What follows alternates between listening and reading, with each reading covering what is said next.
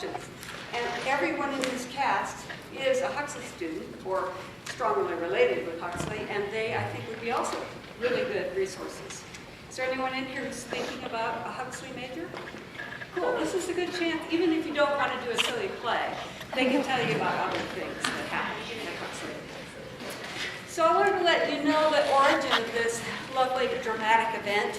I should warn you right away, it'll never win a Pulitzer Prize. This is a very elaborate and melodramatic and funny skit, is the way to look at it.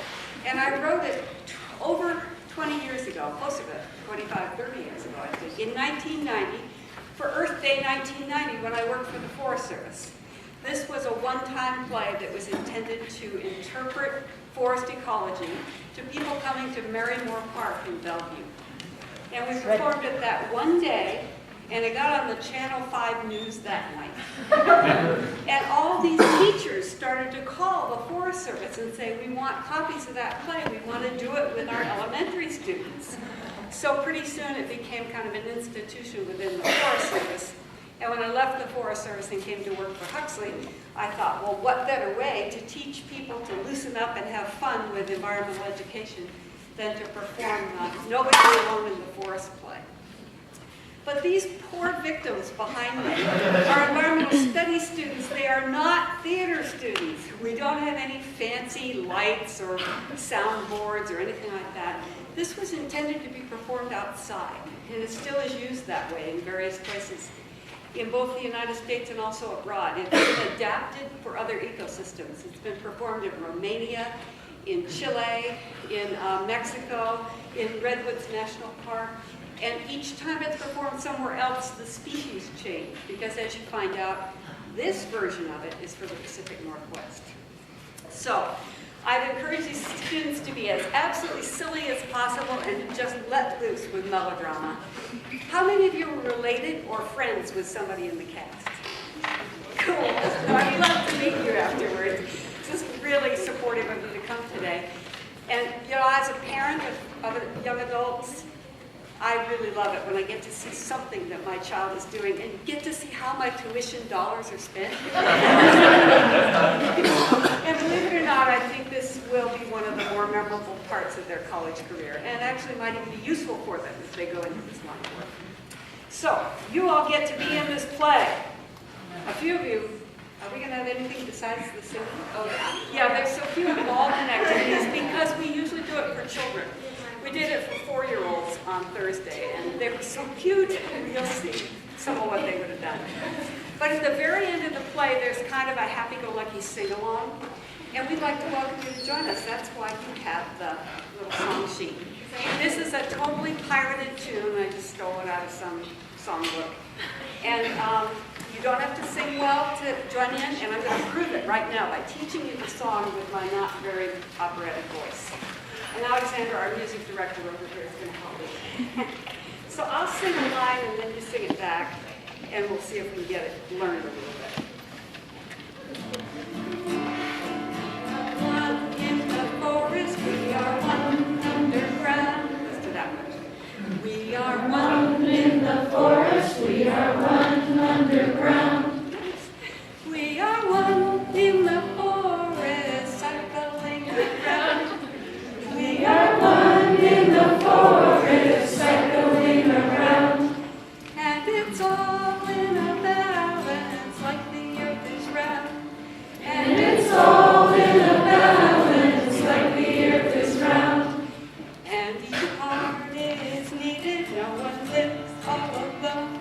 And each part is needed, no one lives all alone. Each part is needed, no one lives all alone. And each part is needed, no one lives all alone. We are all linked together, branch and fur and bone. We are all linked together, branch and fur and bone. Let's just all join in. The chorus, the next part is the same as the beginning. We are one in the forest, we are one underground. We are one in the forest, cycling around. And it's all in a balance, like the earth is round. You almost sing as well as 4-year-olds. This is good.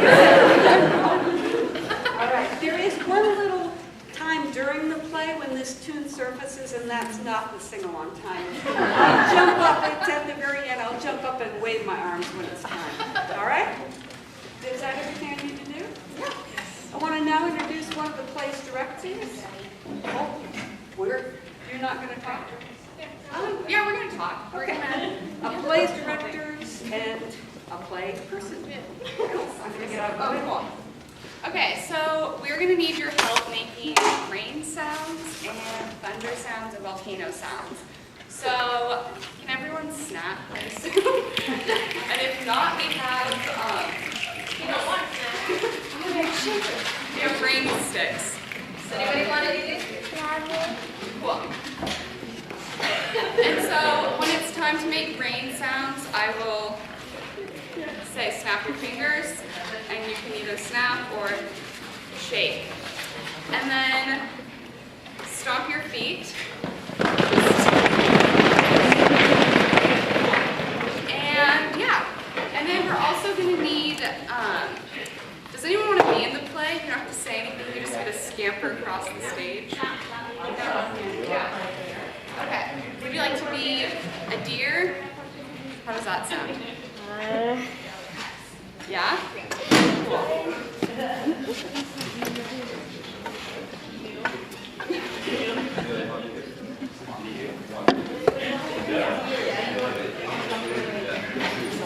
Do you want to explain here? Yeah.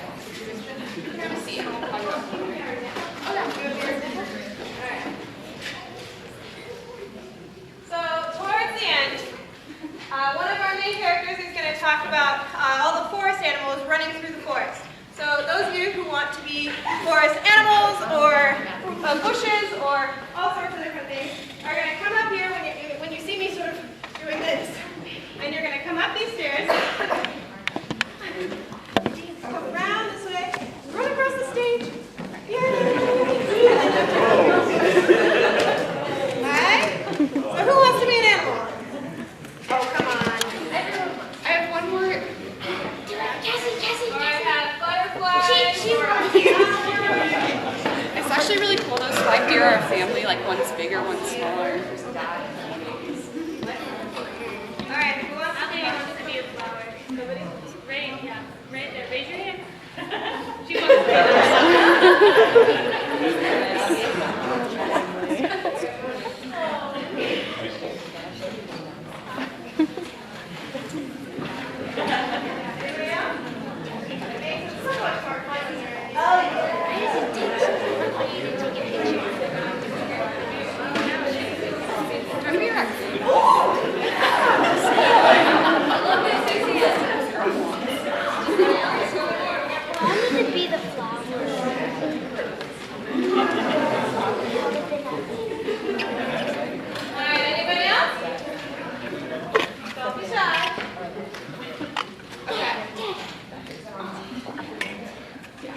Okay, cool. So we worked pretty hard and we had a really good time putting this all together, so we're really happy that everyone came. So we'd just like to welcome you and enjoy the show.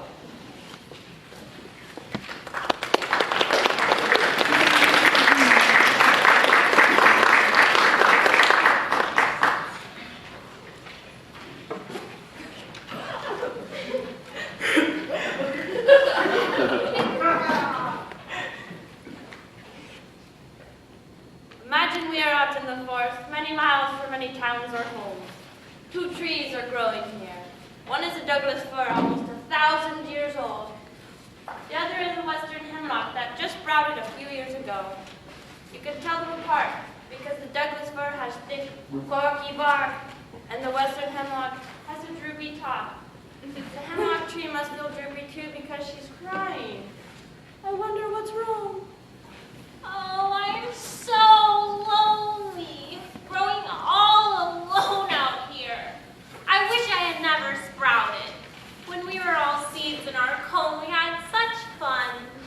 And now all my seed friends are scattered by the wind, and I'll never see them again. Oh, I'm so lonely. No one's ever alone in the forest. Who said that? Who's there?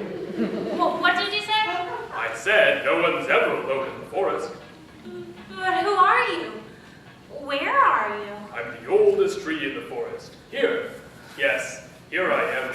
See my thick brown bark? Look up. My branches are up above your head. You're so big and tall, I didn't even see you there. Are you very, very old? Not as old as the hills, not as old as the soil, not as old as the river roaring nearby. But I'm old. Yes, I'm old. Why, I've been growing for 997 years. Wow. 997 years, 3 months, 6 days, 4 hours, and 37 minutes. To be more exact. And you've never been lonely in all that time? Well, maybe long, long ago, when I was a sprout like you, before an old tree told me that no one's ever alone in the forest. Are you my great-great-grandfather? Oh, no.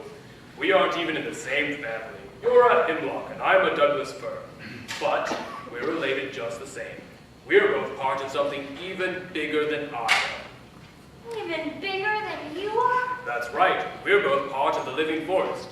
It's very, very large, and we're inside it, so you can't even see it. It's like a huge living creature, with its body parts made out of animals, trees, rivers. We are part of the living forest, made of birds and dirt and leaves. We are part of the living forest. It's much more than just the trees. But where are all the other parts of the forest? I want to meet them. I feel a little less lonely. Look down at my roots. Hey, furry one, who are you? I'm a vole. A mole? No, a vole. That's a vole. V as in very busy. What are you snuffling around for? Truffles. I'm snuffling out truffles. Truffles. Very busy. Must find some truffles. What's so great about truffles? Hey, what are truffles anyway? We truffles are fungi, like mushrooms and molds, but we only grow underground. Why would a vole want one of those things? Voles, like it's very busy. Busy finding truffles, why? I like to eat truffles, like they're rad and good to eat. Their smell comes up from underground. It's a fantastic treat. They never pop up through the dirt, but that don't bother me. I just cruise around on top of the ground beneath these great big trees. Truffles to a vole are like sunshine to us, or meat to a mountain lion. Truffles are vole's favorite food.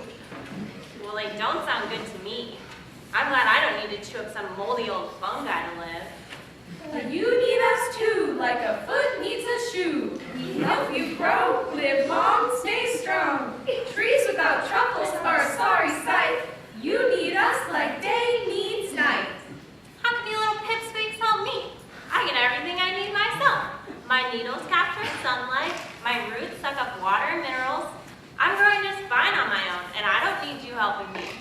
But at this very minute, white strands of truffle fungi are growing all over the tips of your roots. Yeah.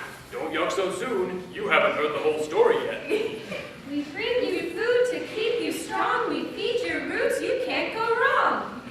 Really? Trees without truffles are pretty weak and skinny. Hey, Truffles, can you hear me under there? Yes. I apologize. I'm glad to have you.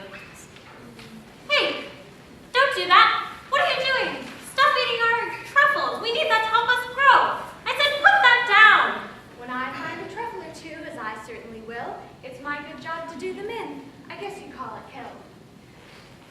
We love bowls, yes we do. Come on, bowls, chew, chew, chew. Eat us, help us spread our spores around. We won't be dead. It's okay. Go ahead and eat the truffles. But how do the truffle spores get spread if they go inside the bowl? The extraordinary thing about it is that through me they must pass in order to be born again, to recreate their mass. You see, it's like inside my gut, there's a very special juice, and truffles need this special stuff in order to reproduce. Our spores then grow among the waste. It feeds them too, they grow in haste. Soon more truffles live in the ground. This is how we spread around. Do you get it, Sprout? The truffles go in this end of the bowl, and they come out the other end. More spread all around, and more truffles grow. What a great system. Hey, Vole, you've got soul. Keep eating. Hey, Truffles, keep growing. You can grow on any of my roots you want. Welcome, welcome, welcome to my roots. My roots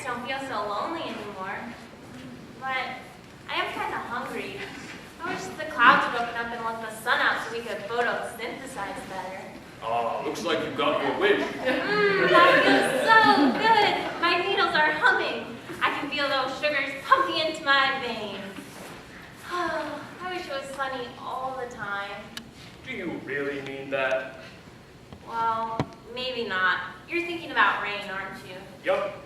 I bet you're gonna tell me that we die without rain. Nope. You told yourself. The drink does sound good right now. How refreshing. What's that noise? Watch out!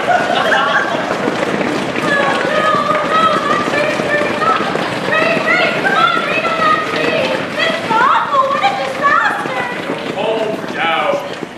That tree will be all right. It's a Douglas Fir, like me. Our bark is so thick that we can catch on fire and live through it. Why, I've been struck by lightning and burned twice. Want to see my scar? Struck by lightning? Are there other dangers out there? Yes, a wind could blow you over. A bear could scrape away your bark. A flood could drown you. You want to worry. There's plenty to worry about. But remember, we're part of something bigger. Even if we die, we help the forest. How could a tree dying help the forest? It's simple. We need rich soil to grow. If nothing ever died and rotted to give back to the soil, we living plants would keep taking things from the soil until it was empty, and then the whole forest would die. Some words to the wise about one who dies. Hooray for decay! Rot is okay. Hooray for decay? Rot is okay? I'll die someday, and I'm looking forward to giving back to the soil after all of these years of taking things out of it. You know, I've been growing for some 900 years, and I figure it'll take me at least 500 years to rot. That means I'll have been an important part of this forest until the year 2530. Truffles. Must have some more truffles. Welcome back, Bull. Try that root over there. I think I feel some truffles on it. Thanks to you, tree. Truffles come to me. Hey, you better watch out. No! What are you doing? What's that owl going to do to the bull? Eat it, of course.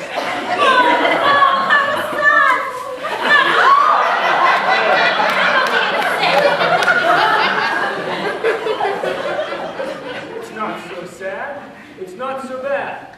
I eat voles so I can live. As owls take, so must they give. Remember, everything eats and everything is eaten. The trouble is eaten by the vole is eaten by the owl is eaten by the eagle. It all keeps cycling around. But then who eats the eagle? Oh, it'll die someday, and then bacteria and fungi will have an eagle feast. I get it. And then the rotting eagle becomes food for the truffles. Hooray for decay! Rot is okay! Hooray for decay! Rot is okay! Why is the ground shaking?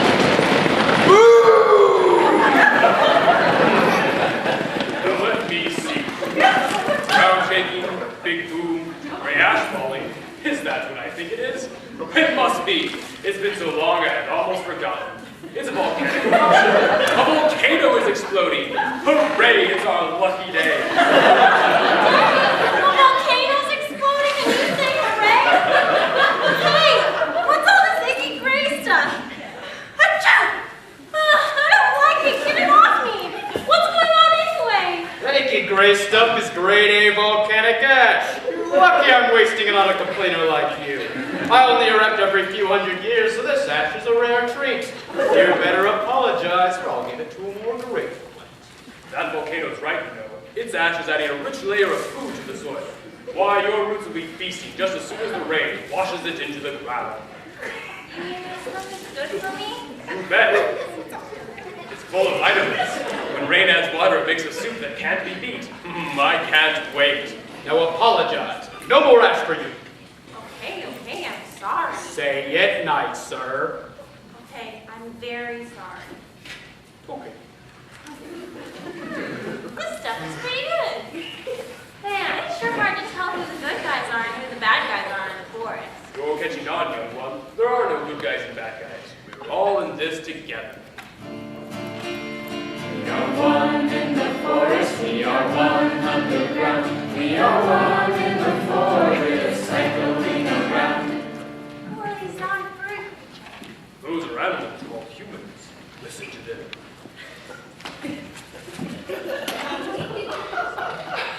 Isn't it great to be way out in the woods like this? The sun is so relaxing. The air smells fresh, and I like to hear the wind whispering through the tree branches. Oh my gosh, me too, Papa. But what kind of tree is that? Well, Scout, that's an old Douglas Fir. It must be many hundreds of years old. 997 years, 3 months, 6 days, 4 hours, 57 minutes to be exact. Yes, I do love to hear the whispering of the wind in the trees. This tree was probably here when Columbus first came to America. Oh, try 400 years before Columbus even sailed a boat in a bathtub. The wind sure is strong today.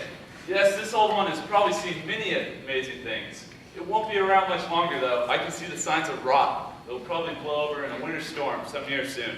Then why don't we use it to make houses?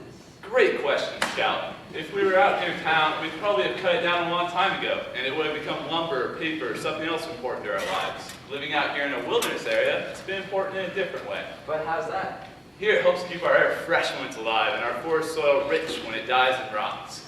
You keep up the good work, old one. Thanks for being so big and old and beautiful.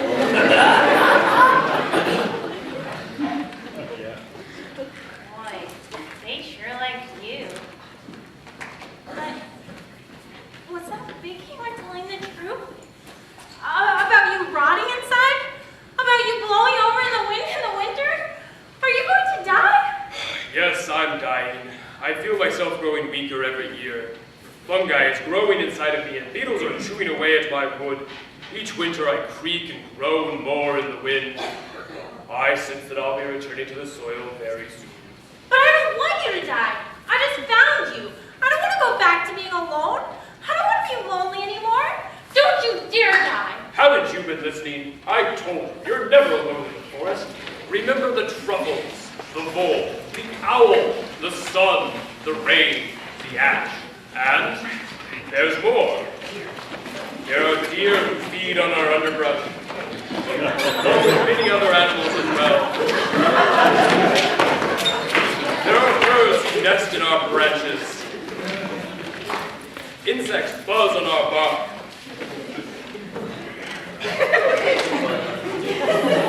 And many other plants are growing on and around us.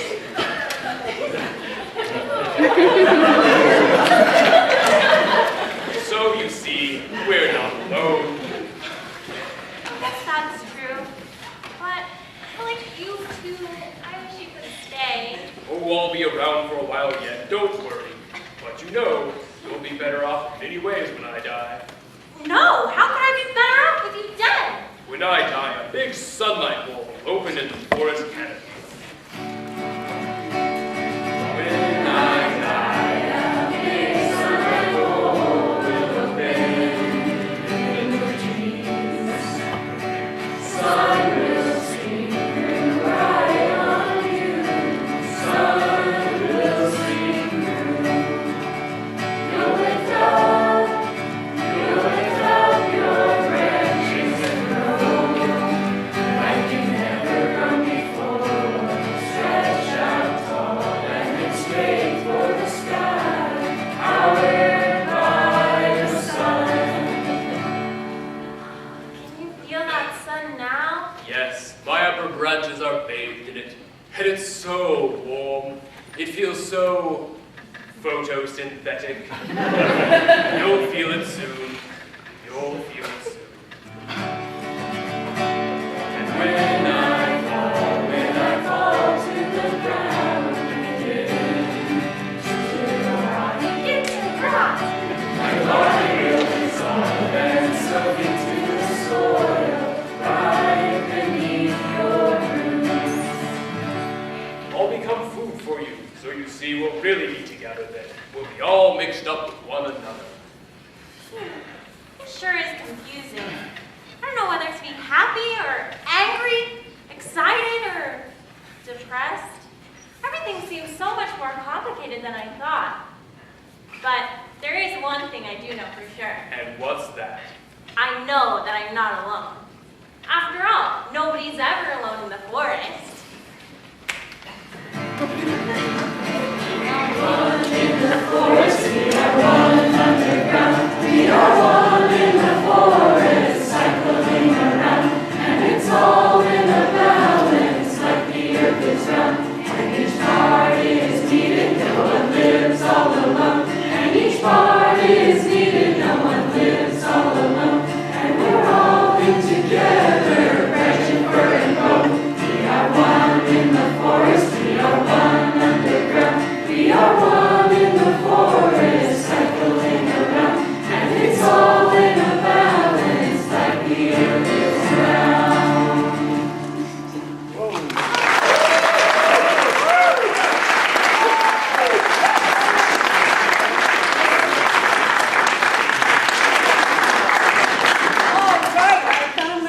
brought to tears